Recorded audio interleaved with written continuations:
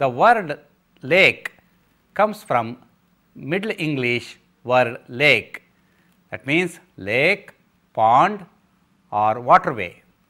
From Old English word it is lacu, L-A-C-U, that means pond, pool, stream.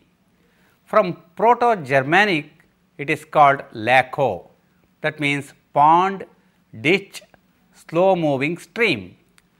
From the Proto-Indian European root it is called leg, that means to leak or drain.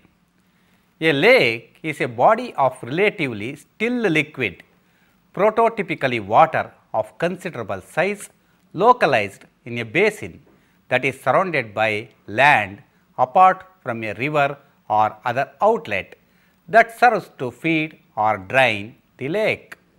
Lakes lie on land and are not part of the ocean and therefore are distinct from lagoons and are also larger and deeper than ponds. Lakes can be contrasted with rivers or streams which are usually flowing. However, most lakes are fed and drained by rivers and streams. Natural lakes are generally found in mountainous areas, rift zones and areas with ongoing glaciation. Other lakes are found in endorheic basins or along the courses of mature rivers. In some parts of the world, there are many lakes because of chaotic drainage patterns left over from the last ice age. All lakes are temporary over geologic time scales, as they will slowly fill in with sediments or spill out of the basin containing them. Many lakes are artificial and are constructed for industrial or agricultural use, for hydroelectric power generation or domestic water supply, or for aesthetic or recreational purposes. Lake is a body of water with the following 5 characteristics. They are: it is partially or totally fills one or several basins connected by straits. It has essentially the same water level in all parts except for relatively short-lived variations caused by wind, varying ice cover, large inflows, etc. Lakes does not have regular intrusion of sea water. A considerable portion of the sediment suspended in the water is captured by the basins. For this to happen, they need to have a sufficiently small inflow to volume ratio. The area measured at the mean water level exceeds an arbitrarily chosen threshold, for instance 1 hectare.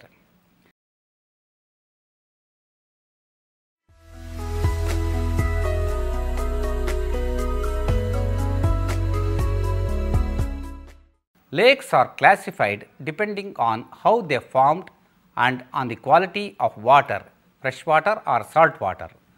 Only in the saltiest lakes there is no life. Lakes contain 4 times more fresh water than the rivers.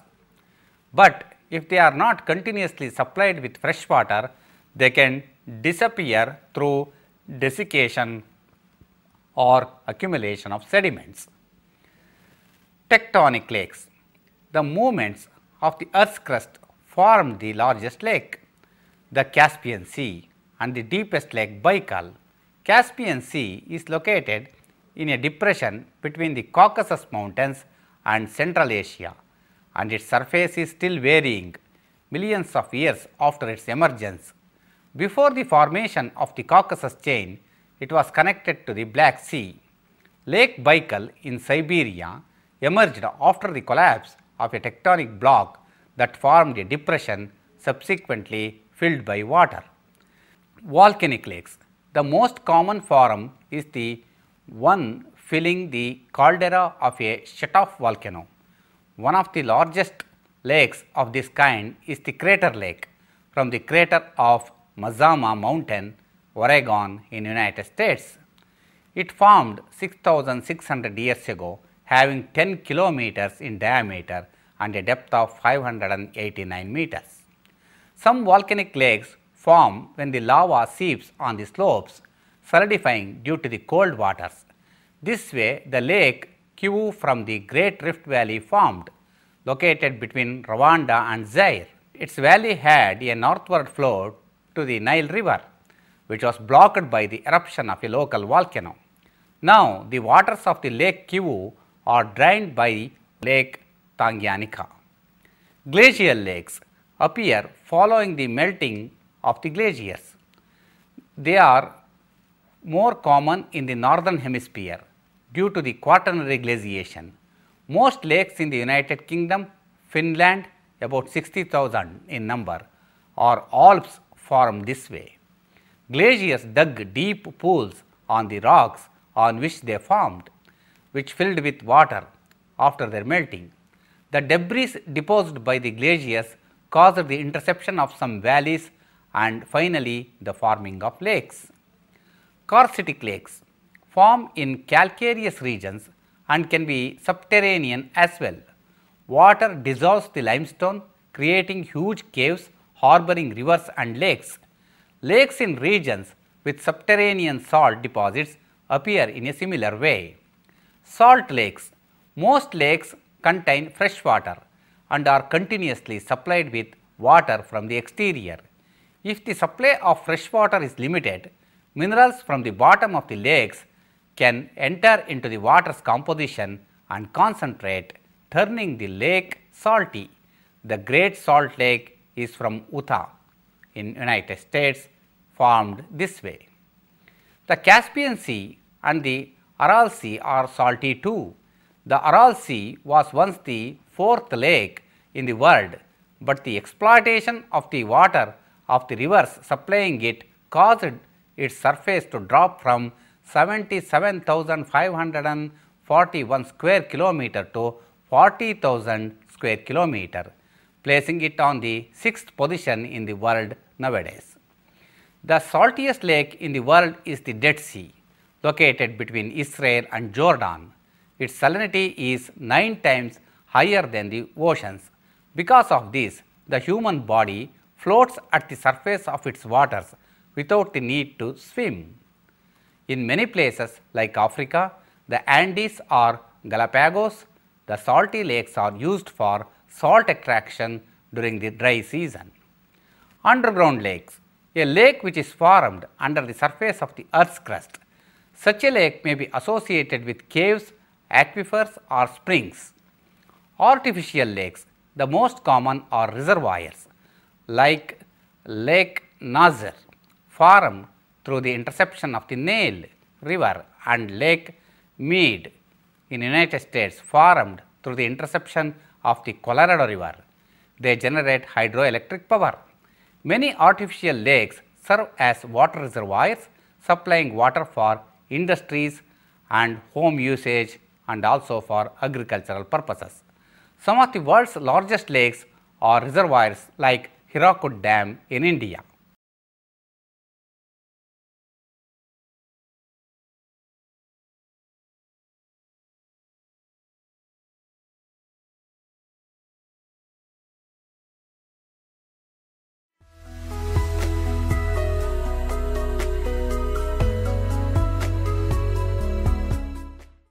The majority of the lakes on earth are freshwater and most lie in the northern hemisphere at higher latitudes. Canada, with a deranged drainage system, has an estimated 31,752 lakes larger than 3 square kilometers and an unknown total number of lakes, but is estimated to be at least 2 million.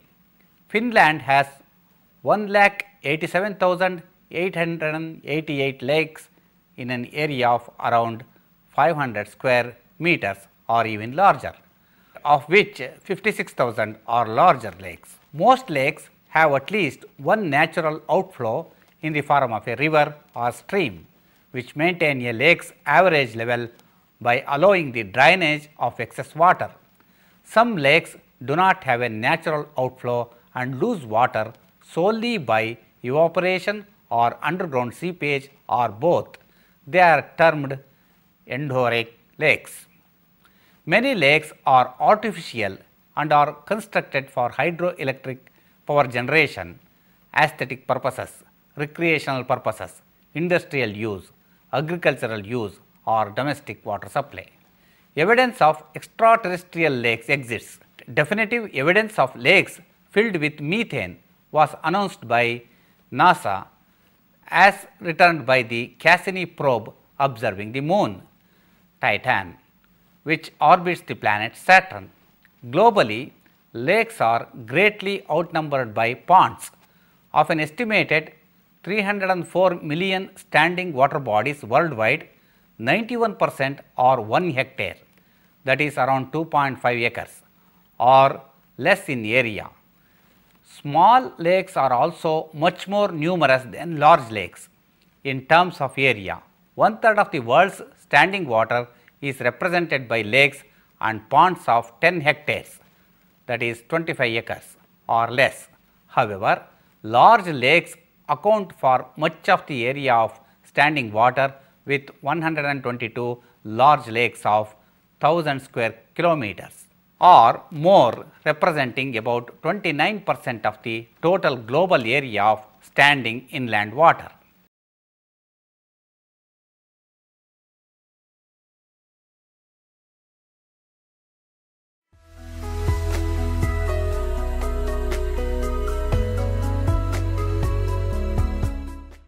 There are a number of natural processes that can form lakes. A recent tectonic uplift of a mountain range can create bowl-shaped depressions that accumulates water and form lakes. The advance and retreat of glaciers can scrape depressions in the surface where water accumulates. Such lakes are common in Scandinavia, Patagonia, Siberia and Canada. The most notable examples are probably the Great Lakes of North America. Lakes can also form by means of landslides or by glacial blockages. An example of the latter occurred during the last ice age in the United States in the region of Washington, when a huge lake formed behind a glacial flow. When the ice is retreated, the result was an immense flood that created the dry falls at Sun Lakes in Washington. Salt lakes, also called saline lakes, can form where there is no natural outlet or where the water evaporates rapidly and the drainage surface of the water table has a higher than normal salt content. Examples of salt lakes include Great Salt Lake in the Aral Sea and the Dead Sea. Small crescent-shaped lakes called oxbow lakes can form in river valleys as a result of meandering. The slow-moving river forms a sinuous shape as the outer side of the bends are eroded away more rapidly than the inner side. Eventually, a horseshoe bend is formed and the river cuts through the narrow neck. This new passage then forms the main passage for the river and the ends of the bend become silted up, thus forming a bow-shaped lake. Crater lakes are formed in volcanic craters and calderas, which fill up with precipitation more rapidly than they empty via evaporation. Sometimes the latter are called caldera lakes, although often no distinction is made. An example is Crater Lake in Oregon, located within the caldera of Mount Mazama. The caldera was created in a massive volcanic eruption that led to the subsidence of Mount Mazama around 4860 BC. Some lakes, such as Lake Jackson in Florida, United States of America, come into existence as a result of sinkhole activity. Lake Vostok is a subglacial lake in Antarctica, possibly the largest in the world. The pressure from the ice atop it and its internal chemical composition mean that if the lake were drilled into, a fissure could result that would spray somewhat like a geyser. Meteorite impact, which create basin-like depression, also form a lake. The example, the Lonar Lake in India. Most lakes are geologically young and shrinking, since the natural results of erosion will tend to wear away the sides and fill the basin. Exceptions are those such as Lake Baikal and Lake Tanganyika, and that lie along continental rift zones and are created by the crust subsidence as two plates are pulled apart. These lakes are the oldest and deepest in the world. Lake Baikal, which is 25 to 30 million years old, is deepening at a faster rate than it is being filled by the erosion and may be destined over millions of years to become attached to the global ocean. The Red Sea, for example, is thought to have originated as a Rift Valley lake.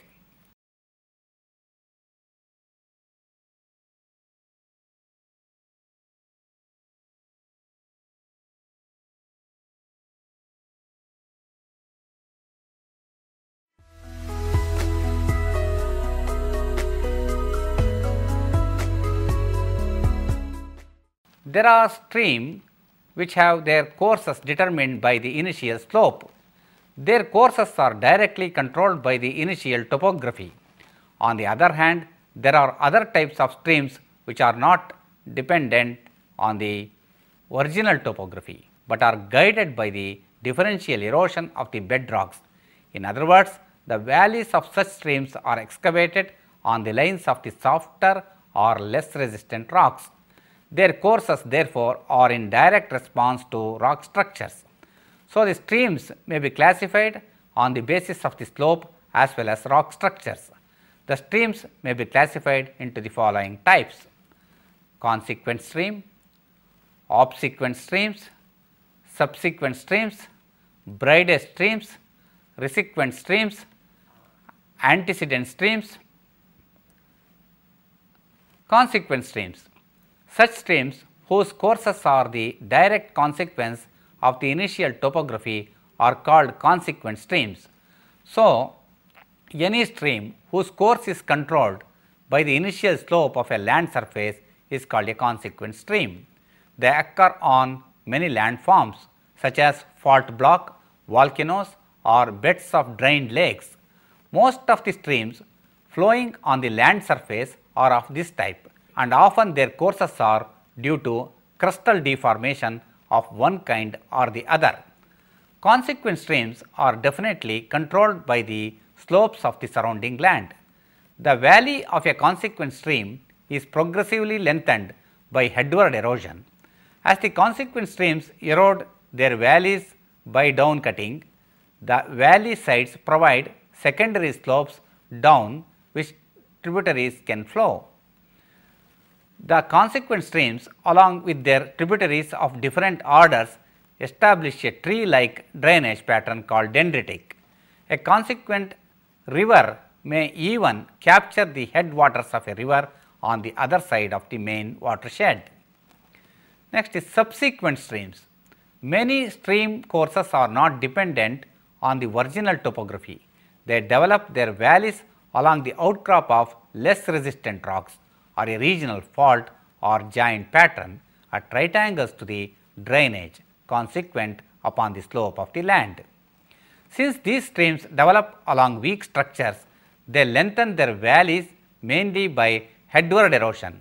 The ridges composed of resistant rocks that are found between two parallel strike valleys are called hogbacks or cuestas.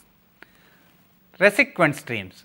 A resequent stream flows in the same direction as that of the initial consequent stream, but which develops in response to a new base level. Obsequent streams. These streams have developed in certain positions by adjustments to rock structures. After the valley development of consequent and subsequent streams, obsequent streams may form at right angles to the subsequent streams and flow opposite to the direction of flow of the original consequent stream. Such obsequent streams are found in regions of tilted strata, where escarpments formed by the erosion of the land surface. Obsequent streams develop on such escarpments.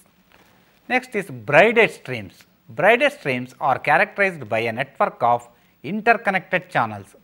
These channels look like the strands of a braid. The whole river system is shallow and loaded with alluvial materials which are exposed at low water. Braided streams are common in a delta region when the main stream crosses it. Because of deposition in the stream channel, it is divided into numerous channels which diverge and then reunite with each other. Braiding is also the characteristic feature of the streams crossing the glaciofluvial deposits after emerging from the snout of a glacier. Antecedent streams. If a river has been able to maintain its direction of flow in spite of the tectonic uplift of land across its course, then it is called as antecedent or inconsequent stream. Sometimes, after the course of a river has been firmly established, the tectonic movements, intrusion or extrusions of igneous rock may occur which ordinarily would divert the course. But if the rate of uplift of a barrier is lower than the rate of downcutting by the river is successful in maintaining its original course. In the Himalayan region, for example, there are several fine examples of antecedent rivers. The Indus and its tributary, the Sutlej and the Brahmaputra are pre-Himalayan in origin, for their rise in Tibet and well to the north of the highest peaks. The Indus River, when it leaves Kashmir near Nanga Parbat with precipitous wall on both sides, has cut through 5,600 meter of rock, keeping pace with the uplift of the mountain range. Besides, there are other rivers such as the Ganga, Gagra, Chenab in India and the Colorado River in United States of America, which have crossed the uplifted mountains and plateau by means of deep, rather exceptionally deep gorges. One of the most remarkable examples of antecedent river is the Arun River of Nepal.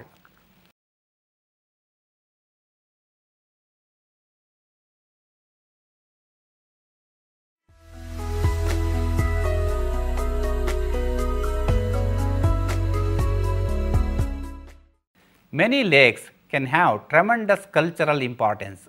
The lakes have inspired romantic poets throughout the ages and has been an important influence on garden designs in China, Japan and Korea. Lakes that are rich in nutrients help growth of the plant. Lakes that are affected by human activities such as heavy use of fertilizers in the lake catchment area develop poor ecosystem due to decreased dissolved oxygen. Streams contain less than 1% of water in the hydrologic cycle. Thus, their importance is not in terms of the amount of water they hold, but the dynamic nature of that water and the ways humans use streams. Streams are farmer friendly and have helped the irrigation of the dry lands in different parts of the world.